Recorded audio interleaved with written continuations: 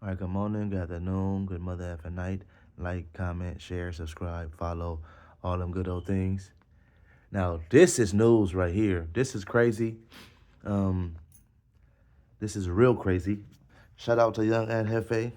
Um, but it's a goddamn indictment on the eight trays that they've been working on for years, right? And it's a $20 million indictment. Allegedly, they've been doing their thing from state to state. And young and Jefe got caught up in the bullshit. Let's check this out. This is crazy like a motherfucker. They talking about wiretaps and all type of shit, paperwork and all type of shit or whatever, right? And yes, young and Jefe got gaffled up in this indictment. Let's check this shit out. Y'all know mostly I give y'all a sense, but we gonna let this play out a little bit. So this video gonna be longer than usual. Bear with me. It's like a blessing, everyone that bled. I just took a 10-piece, made it out the bed. You got the brother right here. What's your name, man? Tiny Minutes from A-Trey Gangsters. Yes, sir. I pray sun straight for my nigga hit 6. Free YD, YA, and Tiny Mad Minutes. It follows that many of them were a tray of gangster Crips. Rap news, street politics, the best hood channel on YouTube, and we back in South Central about to cover the largest federal indictment on the West Side A-Trey Gangsters. Now, a lot of people been hitting us about covering cases. They've been asking us to cover an Jefe case, man. I guess some people got on the who's and was asking for paperwork on that and all that. But I feel like not only should we be covering the bad paperwork, we also got to cover the good paperwork too. But that being said, it was a lot of confidential informants on this case, man. People taking the stands, making testimonies, wiretaps. And Maurice Shellman, a.k.a. Young and Jefe, or Fly, was in the middle of it all. Like I said, the largest federal indictment in West Side A-Trey gangster history. This is a $20 million Oxycontin operation that was running from L.A. all the way up to Spokane, Washington. Now, with the A-Trays controlling one of the largest hoods in LA, that comes with two things: a lot of membership and a lot of terrain to operate on. So those two factors right there is how you get a situation where a hood can run an operation like this. Not every hood can do this because, number one, membership and the scope of their territory doesn't stretch that far. Now, we know the A-Trays is operating in multiple states: West Coast, East Coast, New York, Maryland. Chef G from A-Tray out in New York. But this specific setup was when the A-Trays started operating and really making money in Spokane, Washington. Real quick, shout out young and Jefe, man. I was fucking with his channel. You feel me? He had good content, great stories. Um, he actually replied to a couple of my comments, and we didn't like talk much, but we said a couple words or whatever. Like, he was cool. This is crazy right here. This is wild. Really, man, they cover like 30, 40 blocks in this section. We know they got the north side over by Florence. They got the original west over by Western. The far west bordering Van Ness. The back west back by the 99s and the 90s, and the south side between all of that. So with 5 sides of they hood, we know they bordering a lot of enemies, and they bordering some hoods that they cool with. To the north, they got the 6-0s, who we know is the number one enemy of the A-Trays, along with the 9-0s to the south, also gridlocked in the daily war with the ETGs. To the east across Van Ness, Inglewood Family Gangster Bloods, who we've all heard them be cool with, as well as east of Vermont, they got the Hoovers, who they cool with. Then they got other situations to the northeast with the Menlos, and to the southeast with the 99s, both hoods that they don't see necessarily eye to eye with. Damn, cuz, he working with the cops, the Draco got the drums, time to terrorize his block. Is you with this gangsta shit or not? Don't bang it on the dead homies if you ain't slide when they drop. All sides moving, nigga, this is GC. Active giants, but the young hogs raise me. It's free baby schoolie till they let them free. Yeah, it's free baby schoolie till they let them free. But like I said, they took this operation that they got in South Central all the way up to Spokane and got cracking. So it said that this whole situation started around 2008, no later than 2008. It's not necessarily known when the A-Trays as a whole really got to Spokane, but LAPD said they was made aware of the A-Trays traveling up there around 2007. Now, this indictment included 62 people in total, and it's confirmed that about 25 or 26 of these people was for show from A-Tray gangsters, and they broke it down into levels. They had upper-level leadership, mid-level leadership, strictly female drug runners, other mid-level distributors and drug runners, and lastly, they had a group labeled A-Tray Gangster Criminal Associates, all a part of this indictment. Now, with all of them members, we know there's a lot of people with some reputable names that went down on this case. A part of upper-level and mid-level leadership, we got dudes like Tiny Sody, Tiny Menace, Tiny Football, Big Rowdy, as well as Lil Sidewinder. Now, we know those kind of names ring a lot of bells in a section. Names like Sidewinder, Football, Sody, Menace, Rowdy. These names hold a lot of weight. These were some reputable members, as well as Young and Jefe going down a part of this indictment. Now, like I said, that was upper and mid-level leadership of this program. Young and Jefe was labeled as a mid-level distributor in this program again. This operation was going on from about 2008 to 2013. So when everything blew up in 2013, we talking about a 21, 22-year-old and Jefe, a real young dude that got mixed up and involved in this situation. But the lead defendant, the main guy, had ties to Washington before everything jumped off. Schoolboy, Arvin Carmen. Now, he had ties earlier around 2004, and even before that, with his baby mama, Jessica Clinton, staying up here in Spokane. So it's not confirmed, but he may have been the one to really jump ETG off in this section. But in 2004, February 11th, he was back in California running up bareface inside of a bank with 3 other co-defendants when they got off with 32 racks and ended up getting caught in the getaway vehicle. Now, he was introduced to 63 months. And again, that's back in 2004. So he gets out around 2009 and seemingly turns this whole Oxycontin situation up. Fresh out the feds, he jumps into a $20 million ring. Now, a key thing we have to speak about right here is Washington. You know, a lot of dudes from LA, including myself, have gone up to Washington. And if you know anything about Washington, when you get up there, it's not moving like California, man. It's looking real green, and it's a lot of opportunity that's up there. Seemingly. It's so much opportunity to where you can easily take advantage, and your greed takes over. Was that there was a group of people, the majority of the people charged in the indictment, the commonality was they grew up in the same neighborhood in Compton that was between 83rd Street and Normandy. So it. Hold on, real quick. Lady, you're all the way wrong. The hell? Normandy and Compton? What? What's going on here? You can tell a lot of times the court system, they just reading off a paper. They don't know shit. That's crazy. Hold on. All right, let's get back into it, goddamn. She just took me for a loop right there, low key. So it follows that many of them were A-Tray gangster Crips, members of that gang, or they were friends of those individuals. Now, to really jump off from the beginning, we got to go back to Arvin Carmen. It was said that he was the original pill man in Spokane, and this being right after he gets out of federal custody in 2009 from that robbery. Now, he's up there with somebody named J-Lo, Joseph Shorts. J-Lo was also from A-Tray, but he was living in Washington at the time in 2009. And while Schoolboy is doing this thing, 3 other individuals get introduced to the scene. We got Nakomi Moore, who's also known as Shakita Bailey in the indictment and labeled as upper-level leadership. And we also got Gilbert Leroy Madison, who goes by Lil Sidewinder. And then third, we got Glenn Turner, a.k.a. Big Rowdy. Now, those 4 people were the originals to jump it off in 2009. And something that you're going to see in the indictment, a lot of these people go by different names, especially the people that came from LA.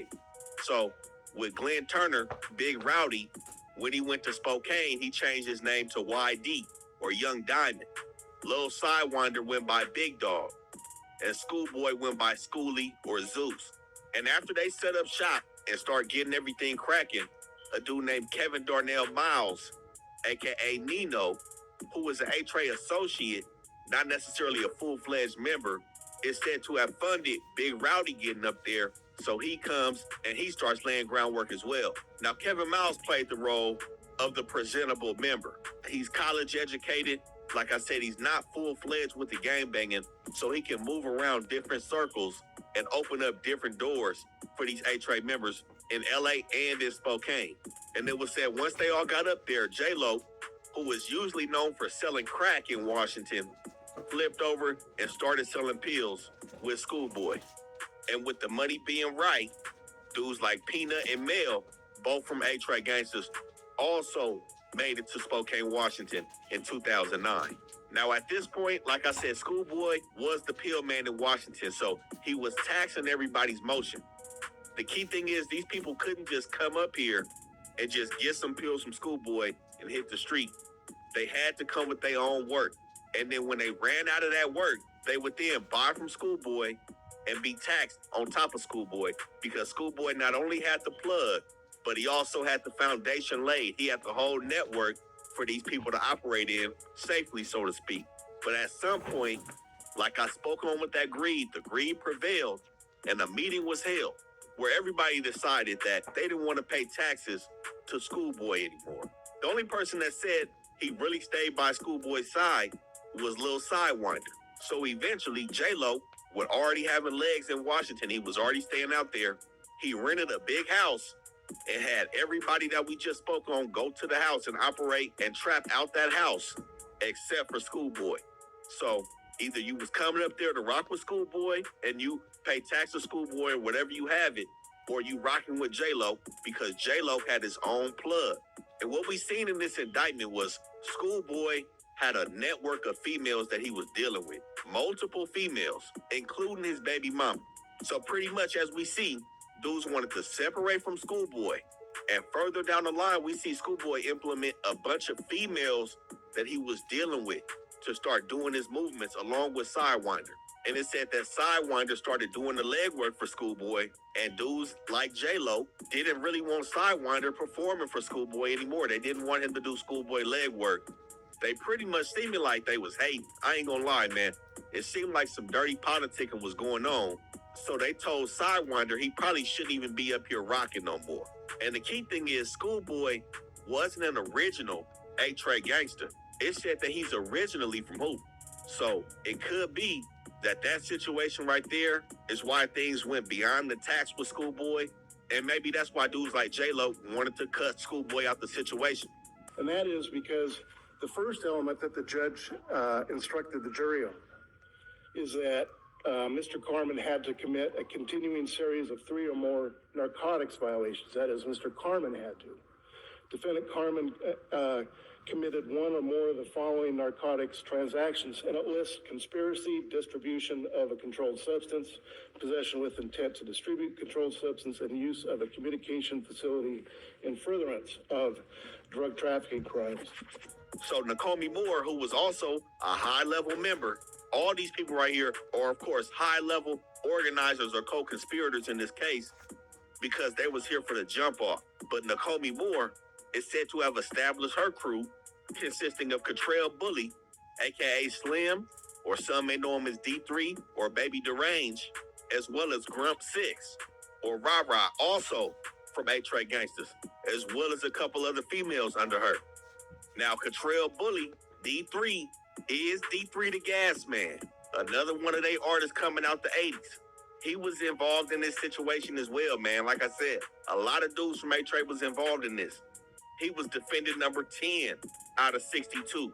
So he was also out here doing his shit with everybody else in Spokane, Washington. And then Kevin Miles further developed his crew that consisted of Big Rowdy and Donald Lynch, a.k.a. Young Mo, who also went by the name of Flossie or Lil Bit up in Washington. Now, with both of them working under Kevin Miles, Young Mo also introduces DeAndre Meg, Baby G-Man, or Flacco, into the situation. More A-Tray gangsters coming up to Spokane, Washington. And eventually, this led to big names like Tiny Sody, Richard Jamal Haynes, who also went by Swag, or TS, or Tiny Schoolie in Washington, and Alex James, Tiny Menace, along with Tiny Football and Lael Lisby, who was said to be one of the top guys coming out the north. All right, people, y'all know, and y'all realize, well, y'all probably notice now that I'm letting it play out because this is some serious shit. You feel me? I don't got too much to say about this. I'm just putting a video out there for y'all because this is some crazy shit. We'll find out more in due time, but this is all the information that we got so far. But it's deep though. It's deep. When the police drop an indictment on your ass, it's not just a couple years. Like they've been watching niggas for 10, 15 years, it seemed like. Little homie like, what this hoe? Nigga, half $100 from that G gang, the one off Florence. You can ask about me. You ain't never caught a body for the G, then don't come around me. Cool cuz, never seen him before. I don't know about him. My squad went down for a whole summer, and I slid without him. You ain't ready to compete with it, dirt. You saying shit. She like, what gang Crips? All of it. It's that G-Flow. Now, here we are in 2011. Like I said, a couple people have been knocked, and they've already been operating out here strong for a good 2 years. And a good amount of people from A-Tray gangsters have gone back and forth from LA to Spokane, Washington, and the people have taken notice. So you have the Spokane Regional Drug Task Force, Idaho State Patrol, Washington State Patrol, the county and the sheriff's office, LAPD, LAX police, and the DEA is all starting to pay attention to the A-Tray gangsters in 2011. So you have dudes like Sidewinder who are operating out there are now operating back full-time in LA and are recruiting people to take pills up to Schoolboy and other members of A-Tray, whether it's Airplane, the Greyhound, whatever, and everything's being noticed. And like I said, with Kevin Miles, his run-in with the law in 2010, which sent him back to LA, made the people aware of $157,000 that he had at the time of his bump in with them. And we seen the Spokane Task Force come down to LA and kick it at St. Andrews Park just to observe how the ETGs are operating. But we out here, you know what I'm saying? It's my nigga Ant, young Ant. And y'all do know, we put our life on the line for this shit here, man. So, you know, anything can happen. It is what it is, but it's all love. Most definitely. Let's go check out St. Andrews. Let's go check out St. Andrews. It's lit. How about? And at this point, early in 2011, they started using what's called PIN registers. Now, a PIN register is a device that records phone numbers that are dialed from a specific phone line. So it's pretty much like a middleman caller ID without the recording function of a full wiretap. So they was pretty much just watching what phones was calling who and trying to get as much data that they could about those phone numbers before they issued the full wiretap. And at this time, they already seen a lot of the spots that the A-Trays operated in from LA all the way up to Washington. So they implemented pole cameras. Cameras, simple as that. They go up on poles and watch a fixed location for movement. They have 5 of those between Washington and LA. And at this point, this is when they started implementing things like trash pools and what they call sneaking peeks. See, it's crazy because we be thinking that the shit they put in movies and like TV shows be like exaggerating and fake and all that. Nah, nigga, they do that shit like in real life. You feel me? Like when they spying on you or investigating, they really investigating. You feel me? Like, so that should be tricky. So a sneak and peek would be when somebody was hitting the airport, they would have suspected money in the bag. When they checked that luggage, the DEA or other federal officers or LAX police would be there to intercept the bag, look into the contents of the bag, document it, and then let it slide back to the target like it's never touched. So they started to play some cold games against these A-Tray members. Now, 2011 also struck to be a big year in terms of cash seizures as well. October 2011, they took 32 grand from 2 female runners that they had in LA, Eranika DeRosso and the female they called Jefe or Jebi May. They got stopped with 32,000. Also in October 2011, they stopped Peanut, again, who was up there with Mel, Harry John Will, who also went by the name of Nut or Lil Sea Dog. They stopped him with 16 bands. And everything seemingly took a turn when they stopped Daniel Hunker, aka D-Boy, in December 2011 with 206,000. And D-Boy goes down for this. I mean, he's on a bye not too long after this. This is the first person that we gonna talk about who was a rat in this case, D-Boy. Now, D-Boy directly snitched on Ed Jefe. The key thing is, with Daniel Hunker, everybody thought he was already bad. This is the crazy part, man. And this is what I was talking about with young Ed Jefe being a young dude on this case. Tiny Sodi and Schoolgirl was not dealing with Daniel Hunker because he had too many arrests and there was some questions about this dude. Mind you, he just went down with 200,000 and then he gets out and he's back functioning with everybody in the game. Leadership takes a step back, but still allows him to deal with the younger dudes that are still coming from LA looking to get their feet wet. How? He was allowed to deal with young Ed Jefe. Now, the feds did say that he was playing both sides. They labeled him, quote, a bad informant. He was making controlled buys for them, snitching and telling with audio taps, as well as doing his own side work when he wasn't an informant with the feds and still gaining money from the pill game. So they labeled him a bad informant, but he was also a snitch and a rat in the streets. And I don't understand how they still let him, if anybody had questions about this dude, how did they let him touch the little homies? And this is the thing where people were saying that everybody kind of started moving for self. Daniel Hunker presented some form of value in some way. So it was like, let me not completely cut this dude off, but let him deal with the young homies so we can still profit. You know what I'm saying? Because like I said with Schoolgirl, she dealt directly with Aunt Jefe multiple times. So let's jump right into it. Young Aunt Jefe hit Spokane, Washington. I'm a felon for the record, I still carry metal. I'm a felon, I be stepping, ain't no forgery. Put them niggas 6 feet when it was war with me. Had no mercy on the streets, but the Lord agreed.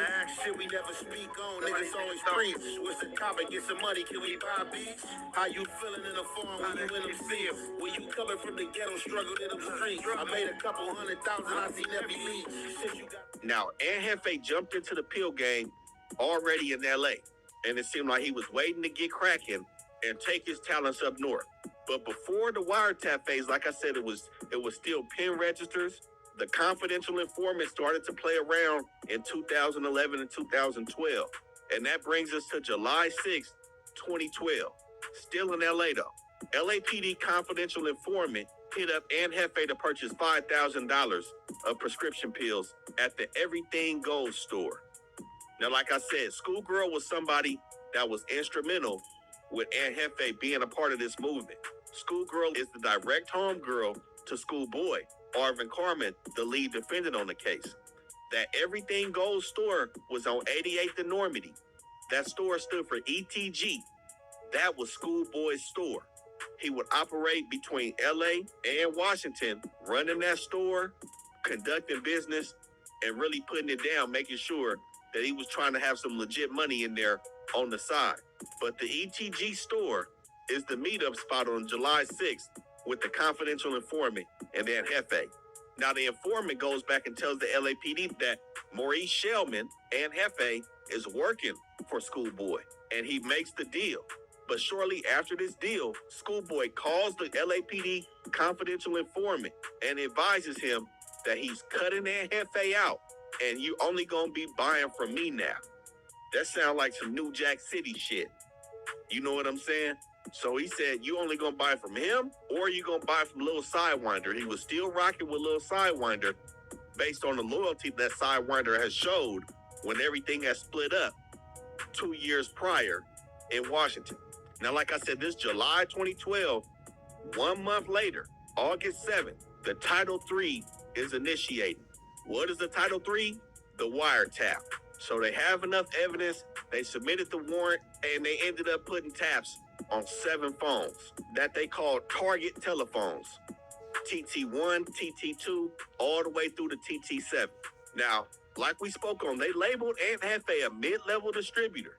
There was a lot of people ahead of him. He's defended 35 out of 62 on this indictment. But the reason why they kind of went heavy on him is because he was in direct communication with the higher ups in this situation, and he had a lot of communications on these target telephones, specifically with Schoolgirl. Now, when the wiretap started happening early August, they started to see Aunt Jefe, who also went by YA or Young Ant or Fly in Washington.